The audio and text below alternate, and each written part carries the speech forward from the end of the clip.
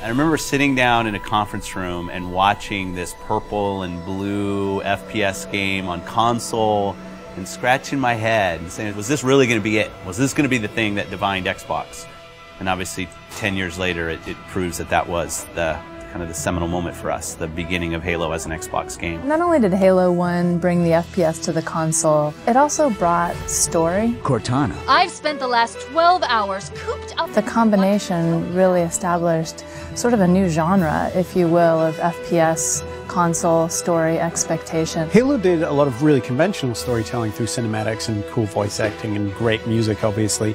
But I think some of the storytelling that happens in Halo that's most inspiring to me is the storytelling that happens through the environment and the sandbox. While you were hit with all this great fiction that you could really kind of delve into and try to understand more about, at the same time you could just pick it up and play. All of that kind of came together to make a game that had not necessarily was completely different than what previous shooters had done, but got all of its individual formulas so excellently perfect. You had this incredible first-person shooter experience that I don't think anyone had ever even come close to before it. Halo was the beginning of me playing console games with my friends, and that's still how I always think about it.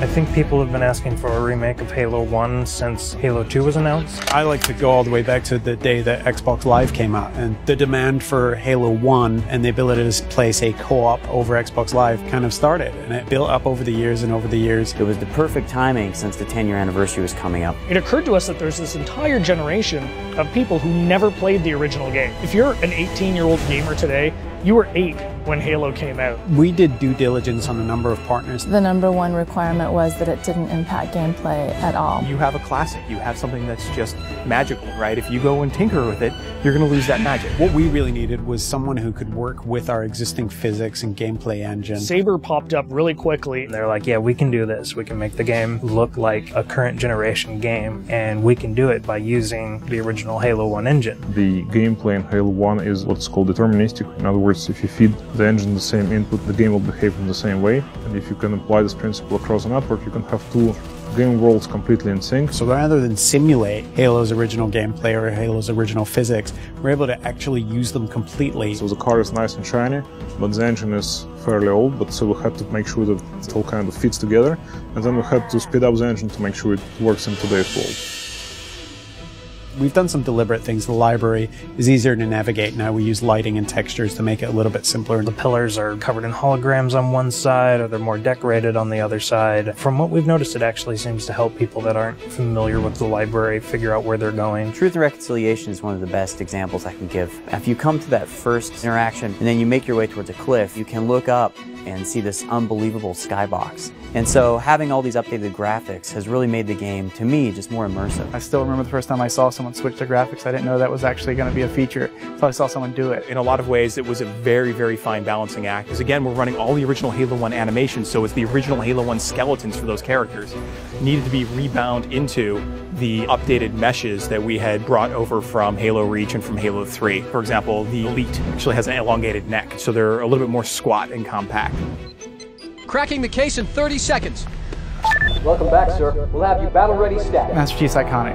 And he has to look like a hero, and he has to look just right. Chief's armor was a tough process. We went back and forth on that for a long time. Originally, we were using a Mark V armor that's built in the multiplayer component of Reach. We just kept coming back, and it just didn't look like Master Chief. The first stuff we put out around E3, I think the forum reaction was instantly, Chief looks wrong, his visor's too big, the color's all wrong. Some people thought we were doing it intentionally as a retro. If you saw the original Chief from like 1999 era, he had a really tall, very matte reflective helmet. It actually looked similar to that. The thing about this group working on this project is that we are very, very passionate about getting this right. We iterated on that probably 6-7 months before we finally got a final Chief's armor that I think looks awesome. One of the number one asks that we had for a Halo remake was we want co-op over live. The original Halo 1 campaign experience had already been designed for cooperative play. You notice when you're getting out of the initial cryotube, there's actually 2 cryotubes for the first cinematic. It definitely creates another challenge for us when you're playing with somebody else, but we obviously wanted to support that. The code base was built 10, if not 15 years ago, so we had to figure out how this code base is structured, how it was designed. We had a lot of people work really long hours to make it happen and to really recode it ultimately from scratch. It's pretty seamless, so you'll go into the campaign lobby, and there you'll see your friends who are online playing the game. You fire off an invite to a friend, and they'll be able to join you, allowing you to play what was originally a split-screen cooperative campaign experience, now across live. Skull on. Classically, skulls in Halo tend to affect behavior, which means the AI needs to support those behavioral changes. How do we create something that alters gameplay? Well, one of our fundamental tenets is keeping gameplay the same. Skulls are one of the tools we're giving the player that if they do want to change their gameplay experience a little bit, they can do it. The benefit to this is that most of these skulls are brand new. You've never seen them before, you never played them. Like Malfunction, where random HUD elements disappear whenever you respawn. Boom is a skull that increases the radius of explosions, making explosions more dangerous both for the Covenant and for the player. That in combination with something like Grunt Funeral means that you become very afraid of grunts. We must continue. This way, please. There are a few features that got into the game that turned out better than we expected, and 3D is probably the number one. It was unexpected, it was a bonus, and I don't see 3D very well, but it really worked for me. So for some reason it just pops in Halo in a way that it doesn't in other games or even movies. Yeah, I'd say the feature that surprised me the most was Connect. So we've got a number of voice commands throughout the course of the game. Things like grenade, reload. At a point during the game when you're playing, you can say analyze, and this mode comes up where you can almost capture items. So you move your cursor over, say, an elite or a grunt, and in the library, you can go in there and see the things you've captured, move the model around in 3D, and it gives you a bit of a breakdown and explanation of what those characters are. For me, when I think about Halo, I think about looking around and just the scope and the scale of everything. This is the game that started it all, and people can really dive in and play and remember what it was like to play it 10 years ago, and if you didn't play it 10 years ago, you can see what it was like 10 years ago. It's the quintessential walk down memory lane with a much better visuals. Ultimately, the thing you learn is it doesn't just look modern, it feels completely modern. Completely remastered campaign, great additional features like co-op over live, skulls, terminals, 3D, Connect, and multiplayer. Once you see it for yourself, I don't know, really, it's a pretty awesome experience.